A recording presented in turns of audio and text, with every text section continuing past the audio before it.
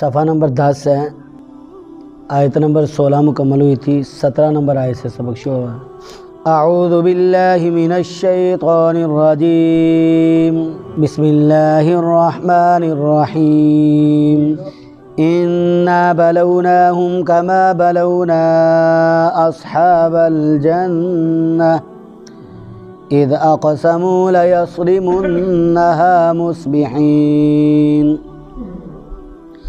ولا يستثنون فطاف عليها طائف من ربك وهم نائمون فأصبحت كالصريم فتنادوا مصبحين أن اغدوا على حرثكم إن كنتم صارمين فانطلقوا وهم يتخافتون ألا يدخلنها اليوم عليكم مسكين وغدوا على حرد قادرين فلما رأوها قالوا إنا لضالون بل نحن محرومون قال أوسطهم ألم أقل لكم لولا تسبحون قالوا سبحان ربنا إنا كنا ظالمين فأقبل بعضهم على بعض يتلاومون قالوا يا ويلنا إنا كنا طاغين عسى ربنا أن يبدلنا خيرا منها إنا إلى ربنا راغبون كذلك العذاب ولعذاب الآخرة أكبر لو كانوا يعلمون صدق اللہ العظیم۔ اس سے پہلے ہم نے جو اسباق پڑھے ان میں اللہ تبارک و تعالی نے ولید ابن مغیرہ کا تذکرہ فرمایا کہ یہ حضور نبی اکرم صلی اللہ علیہ وآلہ وسلم کے مخالفین میں سے تھا، اور ہم نے یہ سنا کہ یہ بڑا ہی مالدار بھی تھا اور بڑا ہی بدتمیز قسم کا انسان تھا۔ اس کے 13 بیٹے تھے اور نوکر چاکر بھی کافی تھے۔ اب حضور نبی اکرم صلی اللہ علیہ وآلہ وسلم کا یہ گستاخ تھا۔ اللہ تبارک و تعالی نے جو سبق ہم نے پڑھا اس میں اس کی سزاؤں کا بھی تذکرہ فرمایا، اور اللہ تبارک و تعالی نے اس کی گستاخی کے جو جواب اللہ نے ارشاد فرمائے ان کا تذکرہ کل والے سبق میں ہم نے پڑھا تھا۔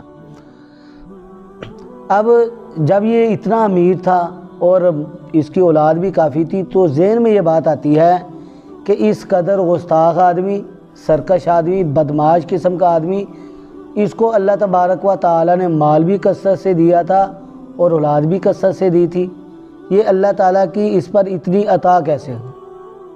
ذہن میں ایک بات آتی ہے کہ ایسا آدمی ہو، گستاخ بھی ہو، گناہ گار بھی ہو، اور اس کو مال بھی اتنا زیادہ ملے اور اولاد بھی کثرت سے ملے۔ تو اللہ تبارک و تعالیٰ نے اس کا جواب دیا ہے۔ جواب کیا دیا؟ اللہ تبارک و تعالیٰ نے ارشاد فرمایا انا بے شک بلوناہم ہم نے آزمایا ان کو۔ کن کو آزمایا؟ مکہ والوں کو آزمایا، اور یہ بھی مشرکین مکہ میں سے تھا، ولید ابن مغیرہ۔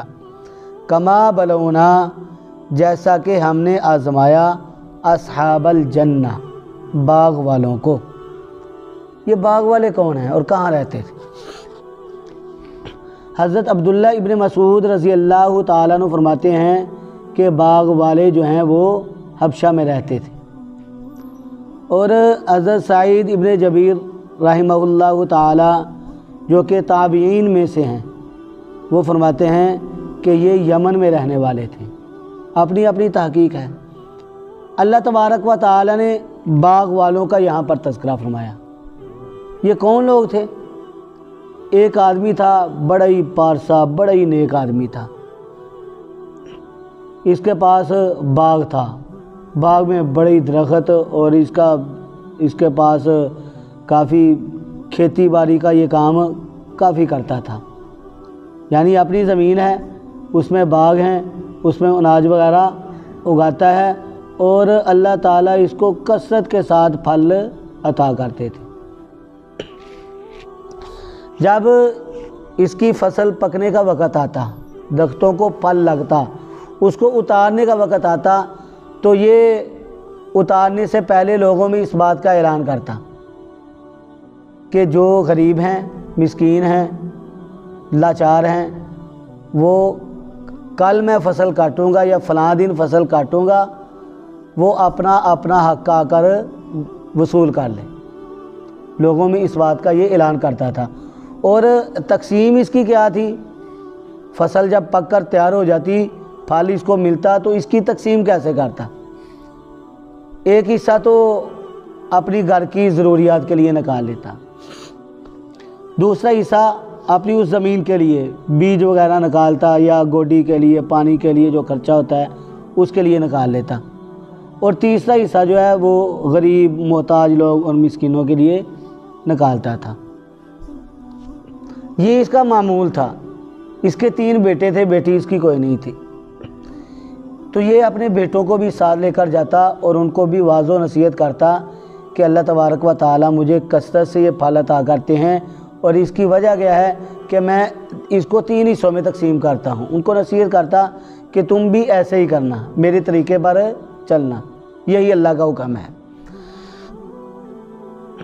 اب جب ایک مرتبہ یہ باغ میں اپنے بچوں کے ساتھ جاتا ہے، بیٹوں کے ساتھ جاتا ہے، تو کافی ویک اور کمزور ہوتا ہے، تو اپنے بیٹوں کو اپنے پاس بلا کر وصیت کرتا ہے، کہتا ہے کل نفس ذائقۃ الموت، ہر آدمی نے، ہر نفس نے موت کا ذائقہ چکھنا ہے، تو مجھے لگ رہا ہے کہ میں بہت جلد دنیا سے جانے والا ہوں، لیکن میں تمہیں وصیت کرتا ہوں، پہلے بھی سمجھا چکا ہوں، اب وصیت کرتا ہوں کہ میرے بعد یہ جو طریقہ ہے میرا پھلوں کو تقسیم کرنے کا، اس طریقے کو تم نے قائم رکھنا ہے اور اسی کے مطابق چلنا ہے۔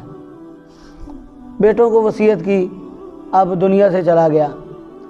اس کی موت کے بعد جب فصل پک کر تیار ہوتی ہے، تو اس کے 3 بیٹے جو ہیں وہ مل جل کر بیٹھتے ہیں، رات کا وقت ہوتا ہے، اور آپس میں مشورہ کرتے ہیں کہ ہم اس فصل کو کس طرح تقسیم کریں۔ درمیان والا جو ہوتا ہے وہ کہتا ہے کہ ہم اس کو اللہ کے حکم کے مطابق تقسیم کریں گے، اور وہ کون سا ہے؟ جیسا ہمارے باپ نے ہمیں وصیت کی ہے، ہم جیسے ہمارا باپ اس کو تقسیم کرتا تھا ویسے تقسیم کریں گے۔ تو بڑا اور چھوٹا جو ہے وہ کیا کہتا ہے ہمارا باپ تو ناسمجھ تھا، وہ سارا دن محنت کرتا رہتا، شام تک جو ہے وہ کھیتوں میں رہتا، محنت وہ کرتا تھا اور کھا اس کو دوسرے جاتے تھے، تو ہم تو اپنے باپ کے مطابق اس کو تقسیم نہیں کریں گے۔ درمیان والے نے اپنے بھائیوں کو بڑا سمجھایا کہ یہ اللہ کا مقابلہ کرنا ہے، اللہ کا مقابلہ نہ کریں، ہمارا باپ جو ہے وہ اللہ کے حق کو، غریبوں کے حق کو نکالتا تھا، ہمیں چاہیے کہ ہم بھی غریبوں کے حق کو نکالیں۔ لیکن بڑا اور چھوٹا بھائی جو ہے وہ اس کام کے لیے تیار نہیں ہوئے، انہوں نے قسم اٹھا لی کہ ہم نے صبح سویرے اٹھنا ہے، کسی کو پتہ بھی نہیں لگنے دینا، منہ اندھیرے ہم نے چلے جانا ہے، تاکہ کسی غریب کو پتہ ہی نہ چلے کہ ہم کھیتوں میں گئے ہیں، ہم کسی کو کچھ نہیں دیں گے، سارا خود ہی استعمال کریں گے۔ اب انہوں نے آپس میں مشورہ کیا اور رات کو سو گئے، صبح انہوں نے منہ اندھیرے نکلنا تھا۔ اللہ تبارک و تعالیٰ کی قدرت، اللہ تبارک و تعالیٰ نے راتوں رات آگ کا بگولا ان کی فصل پر بھیجا، ان کی ساری فصل جل کر راکھ ہو گئی۔ اب یہ تو سوئے ہوئے ہیں، جب صبح اٹھنے کا وقت ہوا، جس وقت انہوں نے نکلنا تھا، ایک اٹھا اور دوسروں کو آوازیں دینے لگا، جلدی جلدی اٹھو، ہم نے جلدی نکلنا ہے تاکہ کسی غریب کو پتہ نہ چلے۔ منہ اندھیرے اٹھے اور اپنے جو کھیت تھے ان کے، اپنا باغ، وہاں پر جانے کے لیے تیار ہوئے۔ جب وہاں پہنچے تو ادھر تو کوئی فصل ہی نہیں تھی۔ ادھر جا کر جو ہے نا ان کے دل میں یہ بات آئی کہ اندھیرا ہے، کہیں ہم راستہ تو نہیں بھول گئے؟ ہاں لگتا ہے ہم راستہ بھول گئے ہیں، اور ہماری فصل تو ادھر تو درخت ہی بڑے تھے، پھل بڑے تھے، فصل بڑی ہوئی تھی، ہم راستہ بھول کر یہاں پہنچ گئے ہیں۔ پھر انہوں نے غور کیا، آس پاس دیکھا، ادھر ادھر دیکھا، تو دیکھا کہ یہ تو ہمارا اپنا باغ ہے، ہماری اپنی زمین ہے، تو ہماری فصل کہاں گئی؟ تو درمیان والا کیا کہتا ہے؟ میں نے تمہیں کہا نہیں تھا کہ اللہ تعالیٰ کی حمد و ثنا بیان کرو، اللہ کے حکم کے مطابق چلو، اپنے باپ کے طریقے کے مطابق چلو، اس نے ہمیں اچھی بات بتائی تھی، ہمیں اس کے مطابق چلنا چاہیے تھا، لیکن تم نے اللہ کے حکم کو نہیں مانا، تو اب جو ہے اللہ تبارک و تعالیٰ نے ہم سے یہ سب کچھ چھین لیا ہے، بل نحن محرومون، ہم تو محروم ہو گئے۔ اب پھر انہوں نے وہاں کہنا شروع کیا اللہ کی ذات بڑی پاک ذات ہے، معافیاں مانگنا شروع کی، اے پروردگار ہمیں معاف کر دے، یہ ہم سے کیا ہو گیا، ہم سے بھول ہو گئی۔ اب باپ نیک تھا اور باپ کی نیکی بھی یہاں پر اثر کر گئی، کیونکہ یہ بھی ایمان والے تھے، مسلمان تھے، اور کبھی ایسا ہوتا ہے کہ بڑوں کی نیکی جو ہے وہ چھوٹوں کے کام آ جایا کرتی ہے۔ جیسے 16ویں پارے میں ہم نے پڑھا حضرت موسیٰ علیہ السلام اور حضرت خضر کا واقعہ،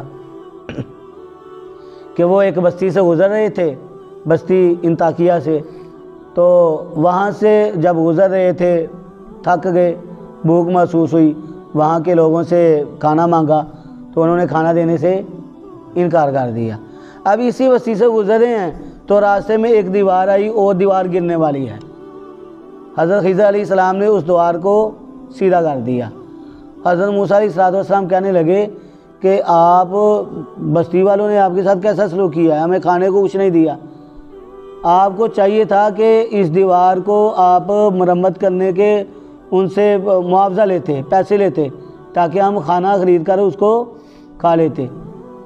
تو اللہ تبارک و تعالیٰ نے قرآن پاک میں کیا ارشاد فرمایا کہ حضرت خضر نے بعد میں جواب کیا دیا، وَقَانَ أَبُوهُمَا صَالِحًا، یہ دو لڑکوں کی، یتیم لڑکوں کی دیوار تھی، اور ان کا باپ بڑا نیک آدمی تھا، اس نے اس دیوار کے نیچے ان بچوں کے لیے خزانہ چھپایا ہوا تھا، اگر یہ دیوار گر جاتی تو پھر لوگ اس کو اٹھا کر لے جاتے۔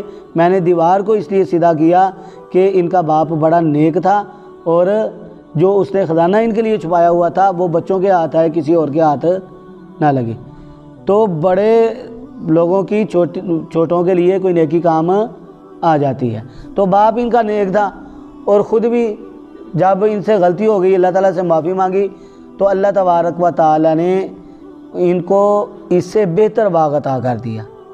تفسیر معالم التنزیل اور تفسیر کشاف میں ہے، حضرت عبداللہ ابن مسعود رضی اللہ تعالیٰ عنہ فرماتے ہیں کہ اللہ تبارک و تعالیٰ نے ان کو ایسا باغ عطا کیا کہ اس باغ کے اندر انگوروں کے گچھے اتنے بڑے بڑے تھے کہ ایک گچھے کو اتارا جاتا، اور جب اس کو کھچر پر لاتے تو اتنا بڑا گچھا ہوتا تھا کہ گچھے کا اس کو آدھا کر کے ایک سائیڈ پہ آدھا گچھا اور دوسری سائیڈ پہ دوسرا آدھا گچھا لادا کرتے تھے، یعنی اتنا اللہ تبارک و تعالیٰ نے ان کو اس سے بہتر باغ عطا کر دیا۔ تو اللہ تبارک و تعالیٰ نے اسی بات کو یہاں پر، اس واقعے کو یہاں اس رکوع میں بیان کیا ہے۔ اللہ نے ارشاد فرمایا، بے شک ہم نے آزمایا ان کو، کما بلونا جیسا کہ ہم نے آزمایا اصحاب الجنہ باغ والوں کو۔ باغ والوں کے بارے میں میں نے آپ کو بتلا دیا۔ اذ اقسموا جب انہوں نے قسم اٹھائی، لیسرمنہا البتہ وہ ضرور بر ضرور پھل توڑیں گے، ہاں اس باغ کا، مصبحین صبح کے وقت انہوں نے قسمیں اٹھا لی، صبح کے وقت ہم نے جانا ہے، اللہ کی قسم اٹھا کر کہتے ہیں ہم صبح صبح نکلیں گے، ہم منہ اندھیرے نکلیں گے، کسی کو پتہ ہی نہ چلنے دیں گے۔ ولا یستثنون اور انشاءاللہ نہیں کہا، چلتے وقت انہوں نے انشاءاللہ نہیں کہا تھا۔ اب دیکھیں اس کے بارے میں اللہ کا کیا حکم ہے، یہ بھی ہم پڑھ چکے ہیں سورۃ کہف کے اندر، کہ جب کسی کام کا ارادہ کرو تو انشاءاللہ کہہ لیا کرو۔ سورۃ کہف کے اندر کیا ہے، ہم نے یہ پڑھا ہوا ہے کہ یہودی آپ صلی اللہ علیہ وسلم کے پاس آئے اور 3 سوالات کیے، تو تو آپ صلی اللہ علیہ وآلہ وسلم نے ان کو کیا جواب دیا کہ میں کل آپ لوگوں کو اس کا جواب دوں گا۔ اب انشاءاللہ کہنا آپ صلی اللہ علیہ وآلہ وسلم کو یاد نہ رہا۔ اب ایک دن گزرا، دوسرا دن گزرا، تیسرا دن، ایک ہفتہ گزر گیا۔ اب ان یہودیوں نے پراپوگنڈا کرنا شروع کر دیا، کہنے لگے کہ یہ کل ہی نہیں آ رہا ہے، یہاں تک کہ 15 دن گزر گئے۔ 15 دن کے بعد اللہ تبارک و تعالیٰ نے وحی نازل فرمائی، اے میرے محبوب وَلَا تَقُولَنَّ لِشَيْءٍ إِنِّي فَاعِلٌ ذَلِكَ غَدًا إِلَّا أَن يَشَاءَ اللَّهُ، اور نہ آپ کہیں کسی چیز کے بارے میں انی فاعل ذالک غدا، کہ بے شک میں اس کو کل کرنے والا ہوں، الا ان یشاء اللہ، مگر یہ کہ اللہ چاہے۔ تو اللہ کی مشیت کے بغیر کوئی کام نہیں ہو سکتا۔ اب انہوں نے قسمیں اٹھائی ہوئی ہیں، ہم تو صبح فصل کاٹنے کے لیے جائیں گے، اور انشاءاللہ انہوں نے نہیں کہا تھا۔ اب ان کے ساتھ کیا ہوا؟ اللہ فرماتے ہیں فطاف، پس پھرا علیہا، اس باغ پر، طائفن، پھرنے والا، من ربی کا، آپ کے رب کی طرف سے۔ کیا ہوا؟ راتوں رات آسمانی آفت آئی اور ان کے باغ پر پڑی، اور باغ جو ہے وہ سارے کا سارا جل کر راکھ ہو گیا۔ اللہ فرماتے ہیں کہ یہ کیا کر رہے تھے؟ وَهُمْ نَائِمُونَ، اور وہ سوئے ہوئے تھے۔ یہ سوئے ہوئے ہیں، یہ تو پورا جو ہے مشورہ کر کے سوئے ہوئے ہیں کہ آج جلدی سو جاتے ہیں، صبح ہم نے جلدی اٹھنا ہے اور جلدی اپنے کھیتوں میں جانا ہے، بے فکر ہو کے سوئے ہوئے ہیں کہ جلدی اٹھ کر ہم نکل جائیں گے۔ لیکن اللہ تعالیٰ فرماتے ہیں کیا ہوا کہ آسمانی آفت آئی اور یہ سوئے ہوئے تھے، اور ان کے باغ کو جلا کر راکھ کر کے۔ اللہ فرماتے ہیں فاصبحت، پس وہ باغ ہو گیا، کسریم، کٹی ہوئی کھیتی کی طرح۔ سرم کہتے ہیں کٹی ہوئی کھیتی کو بھی کہتے ہیں، اور اس کے معنی راکھ کے بھی آتے ہیں، کالی راکھ کے بھی آتے ہیں، سارے معنی ٹھیک ہیں۔ پس باغ ہو گیا کسریم، راکھ کی طرح، کٹی ہوئی کھیتی کی طرح۔ باغ سیاہ ہو گیا کالی راکھ کی طرح۔ ظاہر ہے کہ جب آفت آئی تو اس نے جلا کر اس کو راکھ کر دیا تھا۔ فتنادوا، اب یہ باغ تو جل گیا ہے، راکھ ہو گیا ہے، لیکن یہ کہاں ہیں؟ یہ سوئے ہوئے ہیں۔ جب ان کے اٹھنے کا وقت ہوا تو فتنادوا، پس انہوں نے پکارا ایک دوسرے کو، یعنی ایک اٹھا، اس نے دوسرے کو پکارا کہ آج تو ہم نے جلدی اٹھنا ہے، تو ابھی بھی سویا ہوا ہے۔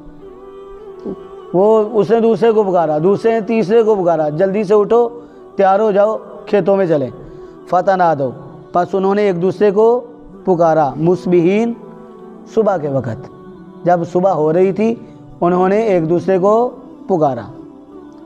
ان اغدو، یہ کہ صبح سویرے چلو، علی حرثکم، اپنی کھیتی پر۔ ہاں جی، ہم تو رات کو یہ وعدہ کر کے سوئے تھے کہ ہم جلدی اٹھیں گے اور جلدی اپنی کھیتی میں جائیں گے، تو اب دن ہونے کو ہے، چلو اٹھو، ہم اپنی کھیتی پر چلیں، کھیتی کے پاس جائیں، اپنے باغ میں جائیں اور جا کر وہاں سے پھل اتاریں۔ ان کنتم، اگر تم ہو، صارمین، پھل اتارنے والے، اگر تم نے پھل اتارنا ہی ہے تو جلدی کرو، جلدی چلیں، تاکہ لوگوں کو پتہ نہ چلے کہ ہم جا رہے ہیں۔ فانطلقوا، پس وہ چلے، وہم، اور وہ، یتخافتون، آہستہ آہستہ باتیں کر رہے تھے۔ آہستہ آہستہ کیوں باتیں کر رہے تھے؟ تاکہ ہماری آواز کسی غریب کو نہ پہنچ جائے، ہماری آواز کو سن کر ہمارے پیچھے پیچھے غریب لوگ بھی نہ آ جائیں۔ اگر وہ ہمارے پیچھے پیچھے آگے تو پھر تو ہمیں دینا پڑے گا ان کو، تو اس لیے ہم ان کو پتہ ہی نہیں چلنے دیں گے۔ وہ آپس میں کیا کر رہے تھے؟ آہستہ آہستہ باتیں کر رہے تھے۔ اللہ، یہ کہ نہ، یدخلن، ہم داخل ہونے دیں گے، ہاں، اس غریب کو، الیوم، آج کے دن، علیکم، تم پر، مسکین، مسکین کو۔ یہ کہ ضرور بر ضرور نہیں داخل ہوگا اس باغ میں آج کے دن تم پر کوئی مسکین۔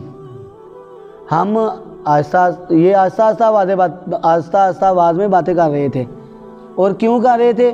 تاکہ آج کے دن کوئی غریب ہمارے کھیت میں داخل نہ ہو سکے۔ اللہ تبارک و تعالیٰ نے ارشاد فرمایا واغا دو،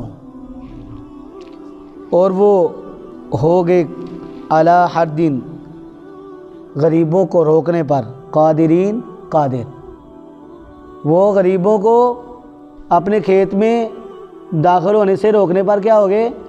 قادر ہو گئے۔ فلما راؤہا، پس جب انہوں نے دیکھا اس باغ کو، قالو، تو وہ کہنے لگے انا، بے شک ہم، لضالون، البتہ راستہ بھول گئے ہیں۔ جب وہ باغ میں گئے تو کیا دیکھتے ہیں؟ وہاں تو کچھ بھی نہیں ہے، اور پھر کہتے ہیں لگتا ہے کہ اندھیرے کی وجہ سے ہم راستے کو بھول گئے ہیں، ہمیں راستے کا پتہ نہیں چلا، ہم کسی اور راستے میں چڑھ گئے ہیں اور ہم اپنے کھیتوں میں نہیں بلکہ کسی اور کے کھیت میں آ گئے ہیں۔ تو آپس میں باتیں کرنے لگے، کہنے لگے بے شک ہم لضالون، البتہ گم ہو گئے ہیں، لضالون، ہم گمراہ ہو گئے ہیں، راستے کو بھول چکے ہیں۔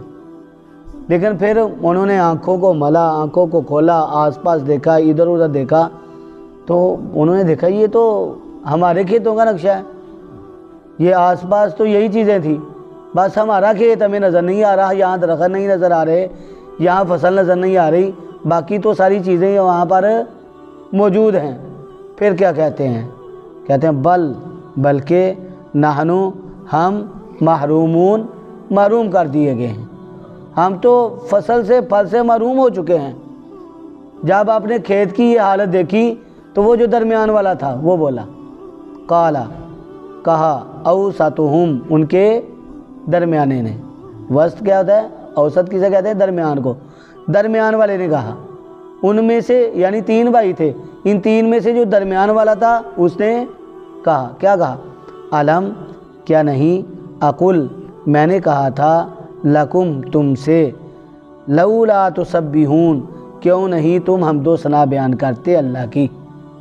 کیا میں نے تم سے کہا نہیں تھا کہ اللہ کے حکم کو مانو، غریبوں کو دو، اپنے باپ کی جو وصیت ہے اس پر عمل کرو، لیکن تم نے میری بات پر غور ہی نہیں کیا۔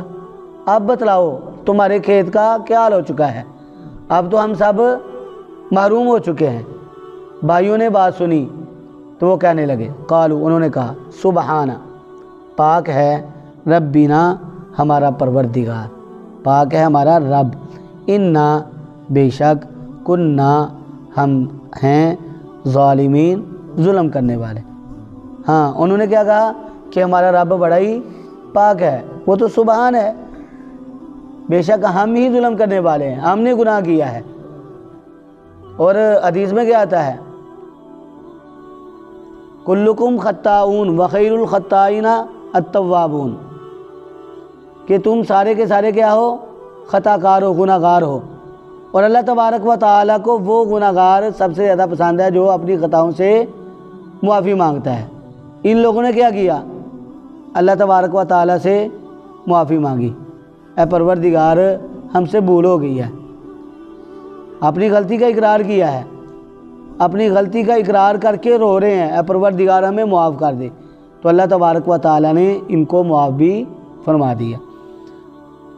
اللہ فرماتے ہیں فاق والا، پس متوجہ ہوا، بعضہم، ان کا بعض، علی بعضین، بعض پر، یعنی ایک دوسرے پر جو ہے وہ ملامت کر رہے ہیں، یتلاومون، ایک دوسرے کو ملامت کر رہے ہیں، وہ ایک دوسرے پر بات کر رہے ہیں کہ تو نے کہا تھا، تو نے کہا تھا، تو نے کہا تھا، ایک دوسرے پر بات ڈالنے کی کوشش کر رہے ہیں۔ ایک کہتا ہے تو نے کہا تھا، میں نے تیری بات کو مانا، وہ دوسرا کہتا ہے فیصلہ تیرا تھا، میں نے تیرے فیصلے کی تائید کی، یعنی آپس میں ایک دوسرے کے ساتھ باتیں کر رہے ہیں۔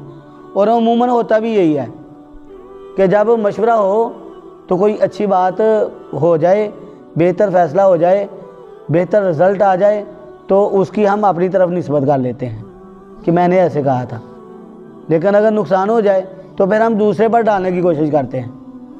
تو وہاں پر بھی کیا ہو رہا ہے؟ اللہ فرماتا ہے فَأَقْبَلَ بَعْضُهُمْ عَلَىٰ بَعْضٍ يَتَلَاوَمُونَ، وہ ایک دوسرے کو ملامت کر رہے ہیں کہ تو نے ایسے کہا تھا، میں تیرے راستے پر چلا، وہ دوسرا کہتا ہے نہیں تو نے کہا تھا، میں نے تیری تائید کی۔ اور وہ کیا کہتے ہیں؟ قالوا، انہوں نے کہا، یا ویلنا، افسوس ہے ہم پر، انا بے شک ہم، کننا ہم تھے، طاغین سرکشی کرنے والے، ہم ہی باغی تھے، ہم ہی سرکشی کرنے والے تھے، ہم ہی حد سے گزر چکے تھے، یہ ہم سے بھول ہو گئی ہے، ہم اپنے اس گناہ کی اللہ سے معافی مانگتے ہیں، ہمیں امید ہے کہ اللہ تعالی ہمیں معاف کر دے گا، عسا امید ہے، ربنا ہمارا پروردگار، ان یہ کہ یبدلنا بدل دے گا ہمارے لیے، خیرن بہتر، منہا اس باغ سے۔ اللہ تعالیٰ سے معافی مانگی اور کیا کہتے ہیں کہ ہمیں امید ہے اللہ تعالیٰ ہمارے اوپر رحمت نازل فرمائے گا، اور جو ہمارا نقصان ہو گیا ہے اللہ تبارک و تعالی ہمیں اس سے بہتر عطا فرمائے گا۔ انا بے شک ہم، الی ربنا اپنے رب کی طرف، راغبون رغبت کرنے والے ہیں۔ اس وقت اللہ تعالیٰ کو یاد کر رہے ہیں، اس وقت یہ افسوس کر رہے ہیں، ہونا بھی چاہیے، انسان سے غلطی ہو جائے تو اس کو ندامت کے آنسو بہا کر اللہ تعالیٰ سے اپنی غلطی کی معافی مانگنی چاہیے۔ ان لوگوں نے اللہ تبارک و تعالیٰ سے اپنی غلطی کی معافی مانگی اور کہا انا الی ربنا راغبون، بے شک ہم تو اپنے رب کی طرف رغبت کرنے والے ہیں۔ جب اپنی غلطی کا اقرار کیا، اللہ سے معافی مانگی، تو اللہ تعالیٰ نے ان کی امیدوں کے مطابق ان کے حال پر رحم فرمایا اور اس سے بہتر باغ اللہ تبارک و تعالیٰ نے ان کو عطا کر دیا۔ اللہ نے ارشاد فرمایا کذالک العذاب، اے مال والو تم اپنے مال پر گھمنڈ نہ کرو، کذالک اسی طرح، العذاب عذاب ہے، یعنی مال کا عذاب اسی طرح کا ہوتا ہے۔ یہ ذہن میں بات آتی ہے نا کہ ولید ابن مغیرہ کو اتنا مال ملا تھا، اتنی اولاد ملی تھی، اللہ کیا فرماتا ہے کذالک العذاب، اسی طرح کا عذاب آتا ہے کن لوگوں پر؟ جن کے پاس مال ہوتا ہے، یہ تو دنیا کا عذاب ہے۔ اللہ فرماتا ہے ولا عذاب الآخرۃ، اور البتہ آخرت کا عذاب اکبر، بہت بڑا ہے۔ اکبر اس میں تفضیل کا صیغہ ہے، اکبر بہت ہی بڑا فرمایا، اور اللہ کا آخرت کا عذاب جو ہے اکبر بہت ہی بڑا ہے۔ لو کانوا، کاش کہ یہ ہوتے، یعلمون جانتے، کاش یہ اس بات کو جان لیتے کہ یہ دنیا کی زندگی جو ہے اس میں کوئی پائیداری نہیں ہے، یہ دنیا کی زندگی عارضی زندگی ہے، یہ دنیا ایک منزل نہیں ہے بلکہ یہ تو ایک راستہ ہے، اور منزل کون سی ہے؟ منزل تو آخرت ہے۔ تو یہ دنیا ایک راستہ ہے اور یہ راستہ جو ہے وہ ہمیں آخرت کی منزل تک پہنچاتا ہے۔ اگر ہم راستہ جو ہے اس کو صحیح طرح عبور کریں گے تو پھر ہم منزل پر، صحیح منزل تک پہنچ پائیں گے۔ تو اللہ تبارک و تعالی نے ان آیات میں ایک واقعے کو بیان فرمایا جو کہ باغ والوں کا واقعہ ہے، جن سے بھول ہو گئی تھی اور انہوں نے اللہ سے معافی مانگی تھی، تو اللہ تبارک و تعالی نے ان کو معاف کر دیا۔ اللہ تبارک و تعالی سے دعا ہے اللہ رب العزت ہمیں بھی ہم سے جو گناہ ہو جاتے ہیں ان کا اقرار کرنے کی توفیق عطا فرمائیں، اور اللہ تبارک و تعالی ہمیں اپنی بارگاہ میں حاضر ہو کر معافی مانگنے کی توفیق عطا فرمائیں۔ وآخر دعوانا ان الحمد للہ رب العالمین۔